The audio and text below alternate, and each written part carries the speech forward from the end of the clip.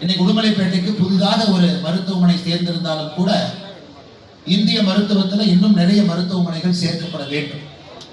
சராசரியாக 1 லட்சம் மக்கள் இருக்கும் பொழுது அவர்களுக்கு 290 310 பெட்டுகள் இருக்க வேண்டும். அப்படி என்றால் அந்த நாடு ஒரு வளர்ந்த நாடு. அந்த நாட்டு மக்களுக்கு மருத்துவம் மிக எளிதாக விரைவாக கிடைக்கிறது. அதுவும் ஒரு கம்மியான விலையில கிடைக்குது. 1 லட்சம் பேருக்கு 290 310 பெட் இருக்கணும். எனக்கு இந்தியாவில் 1 லட்சம் பேருக்கு 130 பெட்டு தாங்க இருக்கு. வெறும் 130 பெட்டு தான் இருக்கு. பெட்டுகள் குறைவாக இருக்கிற காரணத்தினால, மக்கள் தொகை அதிகமாக இருக்கிற காரணத்தினால ஒரு பக்கம் மருத்துவமனையில சாதாரண மக்கள் செல்லும் பொழுது உங்களுடைய செலவு அதிகரிக்கிறது. அந்த 130 பெட்டுலையும் அரசாங்க பெட்டுகள் எவ்வளவுன்னு பார்த்தீங்கன்னா வெறும் 10 பெட்டு தான் இருக்கு. 1 லட்சம் பெட்டுல அரசாங்கத்தினுடைய பெட்டு என்பது வெறும் 10 தான். இன்னைக்கு இங்க உடுமலைப்பேட்டையில இந்தியன் மல்டி ஸ்பெஷாலிட்டி மருத்துவமனை திறந்திருக்கிற காரணத்தினால அதை இன்னும் கொஞ்சம் எளிமையாக இன்னும் அதிகமாக இந்திய மருத்துவமனை வரலாற்றில் வர அது இந்த நிகழ்வுடைய முக்கியம். நாம் எல்லோரும் சாட்சியாக இருக்கிறோம். நாம் ஒரு வளர்ந்த நாடாக வர வேண்டும் என்றால் எல்லா மக்களுக்கும் பெட்டுகள் குறைவான வரையில அதுவும் அரசாங்கம் பொறுப்பெடுத்து நடத்த வேண்டிய கட்டாயமும் கடமையும் இந்த நேரத்தில் நமக்கு இருக்கு. அதனால இந்த மருத்துவமனையினுடைய எல்லா பங்குதாரர்களா அது மிக தெளிவாக இருக்கும். ஒரு மருத்துவர் என்பது வரக்கூடிய பேஷண்ட் கிட்ட சாதி மதம் பார்க்கக்கூடாது. பணக்காரன் ஏழை என்று பார்க்கக்கூடாது. ஒரு குற்றவாளி வந்தாலும் கூட அந்த குற்றவாளியும் சமமாக நடத்தி தான் மருத்துவம் கொடுக்கும். ஏன் ஒரு ரேபிஸ்ட் வர்றாங்க அப்படின்னா கூட, போலீஸ் கூட்டிட்டு வர்றாங்கன்னா கூட, சமுதாயம் அந்த ரேபிஸ்டா பார்த்தாலும் கூட மருத்துவரை பொறுத்தவரை அந்த மனிதனுக்கு நான் சமமா ஒரு மருத்துவம் கொடுக்கணும்னு தான் பார்க்கணும். இது ஹிப்போக்ரட்ஸ் ஓத். இதை எல்லோரும் ஒரு சத்திய பிரமாணம் எடுத்துட்டு தான் வர்றாங்க. ஆனா எத்தனையோ மருத்துவர்கள் அதன்படி நடந்து கொண்டாலும் கூட எத்தனையோ மருத்துவர்கள் அதன்படி நடந்து கொள்ளாமல் இருப்பதையும் நம்ம பார்க்கணும். இன்னைக்கு மருத்துவமனையினுடைய செலவு சாதாரணமா நம்ம ஒரு காய்ச்சலிலிருந்து சில விஷயங்களுக்கு செல்லும் பொழுது அது மிக அதிகப்படியான செலவு. இன்னைக்கு எத்தனையோ நடுத்தர குடும்பத்தை ஏழை குடும்பமாக மாற்றிக் கொண்டிருக்கிறோம்.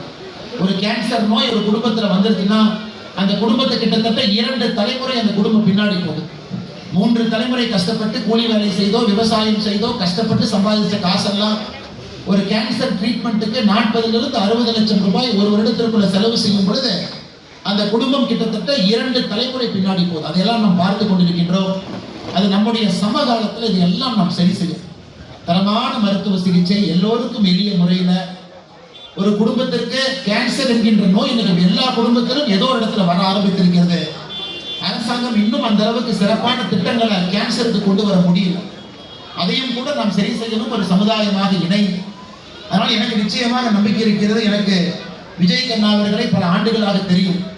அவர் நிச்சயமாக ஒரு தரமான நல்ல மருத்துவராக மட்டுமில்லை, ஒரு தரமான மருத்துவமனையாக நேர்மையான மருத்துவமனையாக ஏழை மக்கள் யார் வந்தாலும் கூட பாரபட்சம் பார்க்காம ஏழை பணக்காரன் பார்க்காம சாதி மதம் பார்க்காம அனைவரையும் சமமாக மதித்து இந்த மருத்துவமனையில எல்லோருக்கும் ஒரு உயர்தர சிகிச்சை, ஒரு டெரிஷரி கேர் என்று சொல்லுகின்றோம், 3ஆம் வட்டத்தில் இருக்கக்கூடிய உயர்தர மருத்துவமனை அவர்களுக்கு ஒரு பெரும் ஆர்வத்தோடு இங்க எல்லோரும் வந்திருக்கிறார். இளைஞர்களா இருக்கட்டும், பெரியவர்களா இருக்கட்டும், முதியவர்களா இருக்கட்டும், சகோதரிகளா இருக்கட்டும், எல்லோரும் நினைப்பது ஒரு புதிய உத்வேகத்தோடு நல்ல ஒரு சமுதாயத்தை உருவாக்க வேண்டும் என்று. அதற்கு தான் வீதரீட சமைப்பு நாமளும் அதற்கு போராடுகின்றோம். அடுத்த சில மாதங்கள் சில வருடங்கள் கூட அடிப்படை பிரச்சனைகளை சரி செய்து அடிப்படையில தலைவர்களை உருவாக்கி, கோயம்புத்தூர் மாவட்டத்திற்கு ஒரு உடன்துறை சமூகம் மட்டும்தான் பஞ்சாயத்து தலைவர்களாக இருக்க வேண்டுமா? நமக்கு இன்னும் ஆயிரக்கணக்கான அடிப்படை தலைவர்களை உருவாக்கணும். நேர்மையான தலைவர்களை மேலே யார் வந்தாலும் கூட தமிழகம் சரியாக இருக்கும் என்கின்ற அடிப்படையில் தான் இதை நாம் கையெழுத்திருக்கின்றோம். வருகின்ற 12ஆம் தேதி ஜூலை 12ஆம் தேதி ஞாயிற்றுக்கிழமை சாயந்தரம் 4 மணிக்கு பொள்ளாச்சியில நம்முடைய வீதரீட சமைப்பினுடைய முதல் மாநாடு நடக்க இருக்குது. பொள்ளாச்சியில முதல் மாநாடு வைத்திருக்கின்றோம். 26ஆம் தேதி ஜூலை திருச்செந்தூர்ல இருக்கு, தமிழகம் முழுவதும் இருக்குது. ஆனால் இருந்தும் முதல் மாநாடு இந்த மண்ணில் பொள்ளாச்சி மண்ணில் வைக்க வேண்டும் என்பதற்காக முதல் மாநாடு 12ஆம் தேதி இருக்கிறது. அன்னைக்கு நிறைய சொந்தங்களை பார்ப்பதற்கு ஒரு வாய்ப்பு கிடைக்கும்.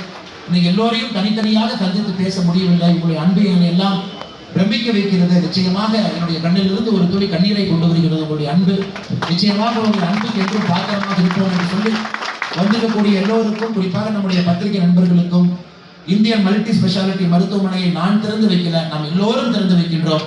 நீங்க வர முடியாத காரணத்தினால் ரிப்பனை மட்டும் நாங்கள் மேலே வெட்டினோம். எல்லோரும் சேர்ந்து திறந்து வைத்திருக்கின்றோம். உங்களுக்கு வாழ்த்துக்கள் சொல்லி உரையை முடித்துக் கொள்கின்றேன். நன்றி, வணக்கம்.